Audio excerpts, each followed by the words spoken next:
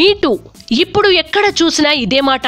Cinema ఇండస్ట్రీలో లైంగిక వేధింపులకు గురైన బాధితులు ఒక్కరొక్కరుగా గళమెత్తుతుంటే మొత్తం దేశవ్యాప్తంగా దుమారం రేగుతోంది. మొన్న తనుశ్రీ దత్తా, ప్రఖ్యాత బాలీవుడ్ నటుడు నానా పటేకర్ తనను లైంగిక వేధింపులు చేశాడని ఆరోపించింది. నిన్న ఏకంగా బాలీవుడ్ నటుడు అలోక్ నాథ్ తనపై అత్యాచారం చేశాడని రచయిత, నిర్మాత వింటానంద సంచలన ఆరోపణలు చేసింది. ఇలా మీటూ వ్యవహారం అటు సినిమా రంగాన్నే కాదు, ఇటు రాజకీయ, మీడియా రంగాలకు కూడా పాకుతోంది. ఇక దక్షిణాదిన కూడా ఈ మీటూ మంటలు అంటుకున్నాయి.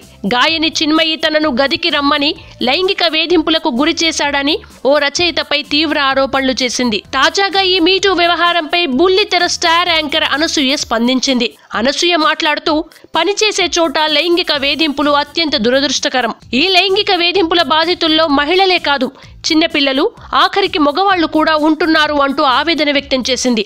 ఎవరి ప్రలోభాలకు గురికాకుండా ధైర్యంగా ఉంటే లైంగిక వేధింపుల బారిన పడకుండా ఉండొచ్చని సలహా ఇచ్చింది Anasuya.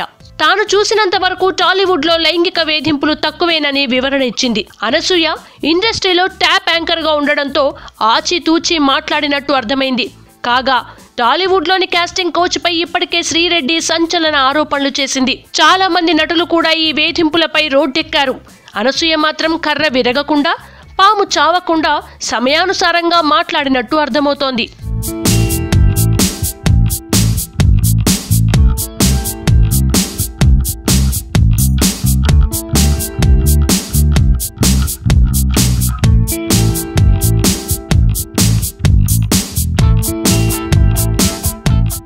Please subscribe New Waves.